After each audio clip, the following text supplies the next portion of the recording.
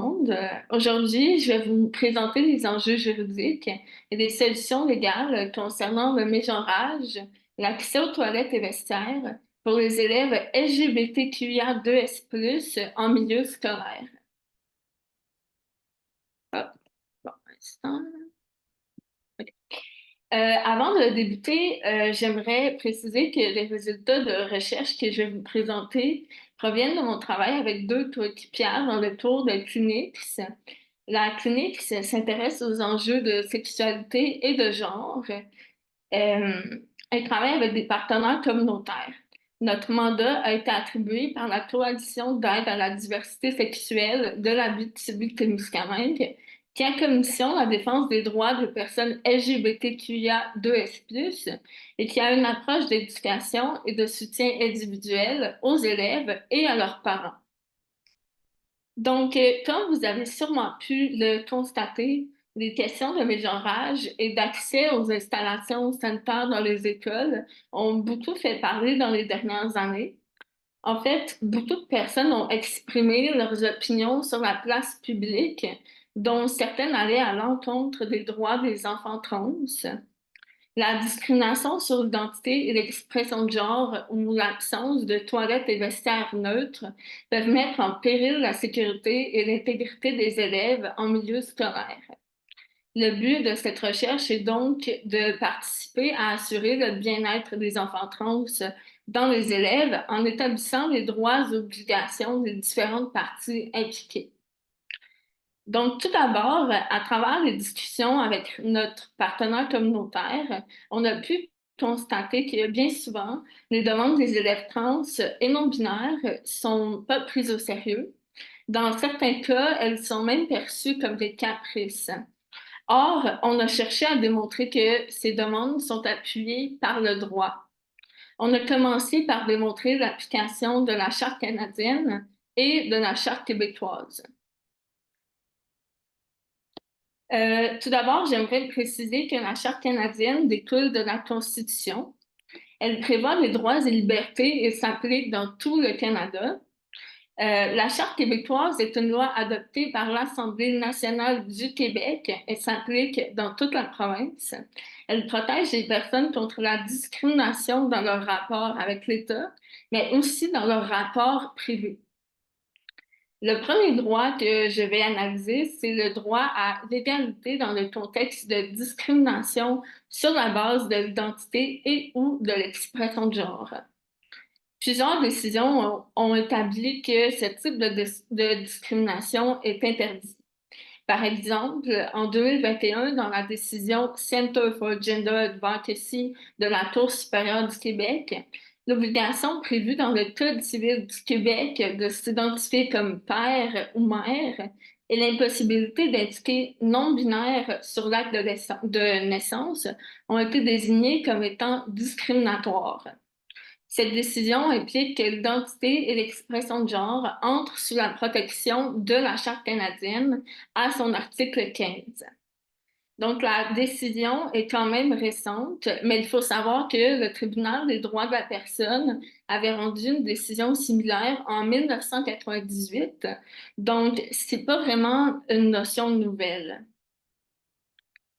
L'identité et l'expression de genre sont clairement indiqués comme des motifs de discrimination interdits qui briment le droit d'égalité à l'article 10 de la Charte québécoise. Ce qu'il y a de particulier par rapport à l'article 10 de la Charte québécoise comparé à la Charte canadienne est que ce n'est pas un droit autonome. Donc, il est nécessaire de combiner le droit à l'égalité avec d'autres droits. Par exemple, le droit à la sauvegarde de la dignité, de l'honneur, de la réputation, le droit au respect de la vie privée. En fait, le plus souvent, l'interdiction de discrimination fondée sur l'identité et ou l'expression de genre est jumelée avec le droit à la sauvegarde de la dignité.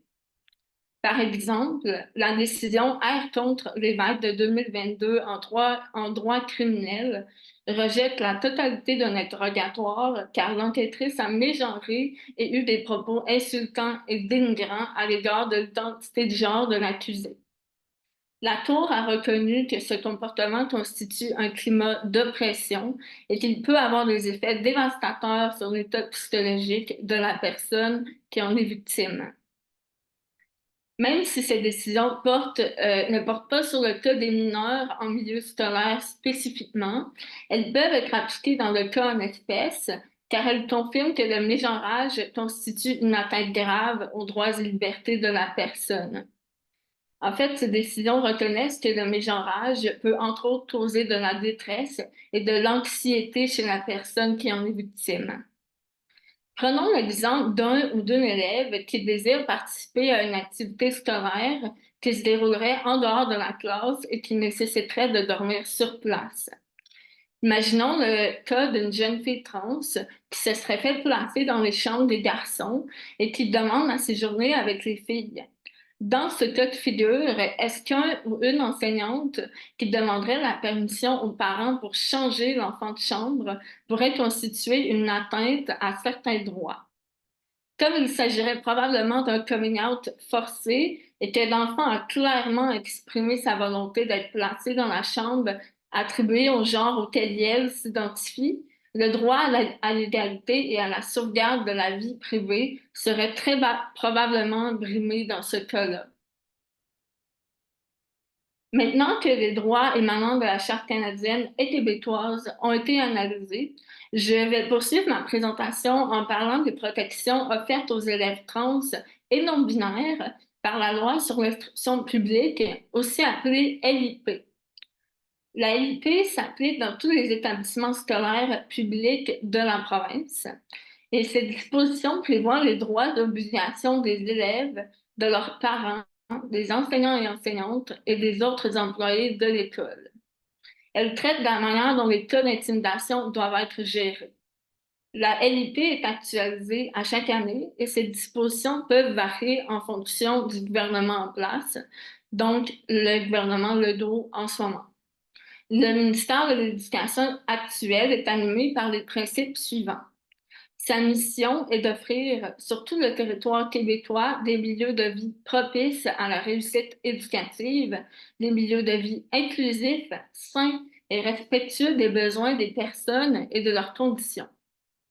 La vision du ministère de l'Éducation est d'offrir encore une fois un système éducatif inclusif qui soutient la réussite des personnes tout au long de leur vie et qui est fort de l'engagement de ses acteurs pour former des citoyens et citoyennes responsables.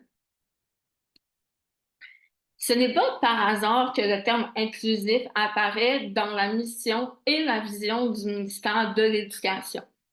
L'école n'a pas seulement la responsabilité de transmettre des connaissances, il s'agit aussi d'un milieu d'apprentissage des valeurs fondamentales sur lesquelles se fonde la vie en société. Les inégalités et les rapports de force qui existent dans la société se transposent dans les écoles. Cet environnement est propice à une dynamique de violence. En fait, il a été démontré que les élèves issus de la diversité sexuelle et de genre sont plus susceptibles d'être la cible de comportements problématiques que les autres élèves. C'est pour cette raison-là que la loi sur l'instruction publique prévoit des mécanismes pour prévenir et réparer les atteintes aux droits, notamment par l'entremise du plan de lutte contre l'intimidation et la violence. Le refus intentionnel ou persistant de respecter l'identité de genre d'un ou d'une élève constitue de l'intimidation. Prenons l'exemple d'un ou d'une enfant qui serait victime de transphobie. Cela rendrait son apprentissage très difficile et l'école ne respecterait pas son obligation de garantir un milieu d'apprentissage sain en refusant d'intervenir pour que la situation cesse. Maintenant que ça a été dit, qu'en est-il de l'obligation des écoles par rapport aux toilettes et aux vestiaires? Les écoles doivent permettre à l'enfant l'accès aux toilettes et aux vestiaires qui correspondent à son identité de genre. En effet, l'accès aux toilettes est un besoin physique de base qui constitue un élément fondamental de la dignité humaine. Par conséquent, les élèves ont le droit d'utiliser les toilettes et les vestiaires avec lesquels elles se sentent le plus en l'aise et qui se rapprochent le plus de leur identité de genre, et ce, quel que soit le sexe qui leur a été attribué à la naissance ou leur expression de genre. L'enfant transgenre ou non-binaire doit donc se voir offrir l'opportunité de fréquenter des toilettes ou cabinets neutres. L'option doit appartenir à l'enfant, en ce que ce dernier ne doit pas être contraint à l'isolement du fait que son identité provoque un malaise chez les autres. Pour ce qui est des vestiaires, un accommodement possible serait de permettre à l'enfant d'utiliser un espace privé ou de proposer un aménagement d'horaire pour l'utilisation des vestiaires collectifs. Les écoles pourraient tenter d'invoquer l'argument du risque, entre guillemets, auquel s'exposent les enfants transgenres et non-binaires en accédant aux infrastructures sanitaires, en disant que Yale s'expose à du harcèlement ou à de la violence au moment d'utiliser ces installations. Cependant, cet argument-là ne peut pas tenir la route puisqu'il nie les protections de la LIP et des deux chartes. Évidemment, il faut prendre en compte les ressources des établissements scolaires, comme le manque de financement et les pénuries de personnel. Maintenant que les droits protégés par la LIP ont été abordés, je vais parler de la pondération des droits des parents avec ceux de leurs enfants. Je vais tenter de démontrer que le droit du parent d'éduquer son enfant ne lui permet pas de s'ingérer dans la gestion de l'école et de dégager l'école de son obligation légale d'accommoder les enfants trans et non-binaires. Quand une décision doit être prise par rapport à un ou une élève, ses droits et obligations entrent en concurrence avec ceux de l'école et de ses parents. Je vais donc commencer par établir les arguments pouvant être soulevés par les trois différentes parties à l'équation. La première partie à l'équation est l'école. L'école est une entité publique qui représente l'État. Sa position doit donc refléter l'objectif que lui attribue la loi sur l'instruction publique, qui est d'instruire, de socialiser et de qualifier les élèves, tout en les rendant aptes à entreprendre et à réussir un parcours scolaire. L'école a l'obligation de respecter les chartes. Aussi, l'école doit mettre en œuvre le plan de lutte mentionné tout à l'heure en instaurant des mesures de prévention contre toute forme de discrimination ou de violence fondée sur l'identité de genre ou sexuelle. Ensuite, la deuxième partie à l'équation est le parent. Le Code civil du Québec donne aux parents le droit, mais aussi la responsabilité d'éduquer son enfant. Les deux chartes confèrent aux parents le droit d'assurer l'éducation religieuse et morale de leur enfant. En fait, les parents ont le droit et le devoir de déterminer le genre d'éducation que recevra l'enfant, le lieu où il la recevra et de participer aux décisions relatives à son éducation. La troisième partie à l'équation est évidemment l'enfant. L'enfant bénéficie, même s'il est mineur, des droits mentionnés plus tôt dans les deux chartes. C'est l'intérêt de l'enfant qui doit primer dans une décision le concernant. En fait, les caractéristiques spécifiques à l'enfant sont prises en compte dans la recherche de son intérêt, par exemple son identité ou son expression de genre, ou aussi son âge et sa maturité. Les enfants sont bien souvent les plus aptes à juger de ce qui est le mieux pour elles et de leurs propres sentiments. Cela étant, il est maintenant nécessaire de déterminer comment pondérer d'un côté les droits du parent, de l'enfant et de l'établissement scolaire. Il faut mettre en équilibre l'objectif de l'établissement scolaire qui se dégage de la LIP, des chartes, ainsi que l'autorité parentale du parent, venant avec son droit d'éduquer l'enfant conformément à ses croyances religieuses et ses valeurs morales. Et finalement, les droits de l'enfant à qui s'adresse en premier lieu l'obligation de l'école, telle que découlant des objectifs prévus à la LIP. Lorsqu'on prend en considération les droits et obligations de l'école, du parent et de l'enfant, On constate que ni le parent ni l'école ne peuvent user de leurs droits pour brimer ceux de l'enfant. Les droits de ces deux parties doivent être utilisés pour promouvoir le bien-être des jeunes et s'assurer que elles peuvent s'épanouir. Le milieu scolaire ne fait pas exception.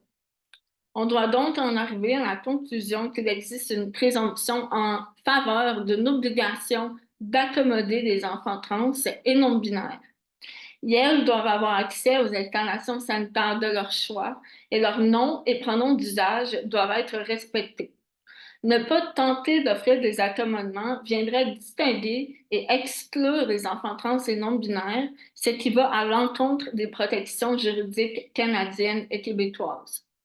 L'opposition des parents réfractaires et du personnel de l'établissement scolaire ne doivent pas entrer en ligne de compte quand vient le temps de considérer le bien-être des enfants. Cela étant, je vais maintenant parler des recours possibles lorsque les droits des enfants trans et non-binaires sont brimés. Premièrement, la loi sur l'instruction publique peut être mobilisée dans le cadre de plaintes. Le plan de lutte contre l'intimidation et la violence sert de base à ce recours. Le processus de plainte s'enclenche à la demande de l'enfant et ou de ses parents. Il y aura alors une démarche collaborative avec l'enfant, la personne l'ayant intimidé, les enseignants et enseignantes et la direction de l'école. Si l'enfant ou ses parents ne sont pas satisfaits des mesures prises, éventuellement le centre de service scolaire et le protecteur ou la protectrice de l'élève pourraient être saisis du dossier si la situation ne trouve pas de solution au sein même de l'école. Le but recherché sera bien évidemment que la discrimination et l'intimidation cessent et que l'enfant obtienne la réparation appropriée. Aussi, il est possible de déposer une plainte à la Commission des droits de la personne et de la jeunesse en vertu d'une discrimination prévue à la Charte québécoise. Les tribunaux peuvent aussi être saisis, notamment pour obtenir des compensations financières en cas d'atteinte grave aux droits. Par contre, il faut noter que ces processus peuvent être très longs et coûteux puisqu'on sort du contexte scolaire et on entre dans le système de justice. J'aimerais conclure ma présentation en disant que à chaque fois qu'il y a un argument qui milite contre le droit des enfants trans et non binaires, il y a un argument pour qui l'emporte. En fait, le droit canadien et québécois ainsi que la jurisprudence garantissent des protections juridiques aux enfants trans en milieu scolaire. Ces droits ne sont pas optionnels et doivent être respectés par les écoles, les parents et tous les membres du personnel. Discriminer une personne, même un ou une enfant, sur son identité ou son expression de genre ne trouve pas d'appui légal. Ainsi, les droits individuels, comme le droit à l'égalité, au maintien de sa dignité, de son honneur ou de sa vie privée, prévalent sur les convictions personnelles. Donc, c'est tout pour moi. Merci pour votre attention. Est-ce que vous avez des questions?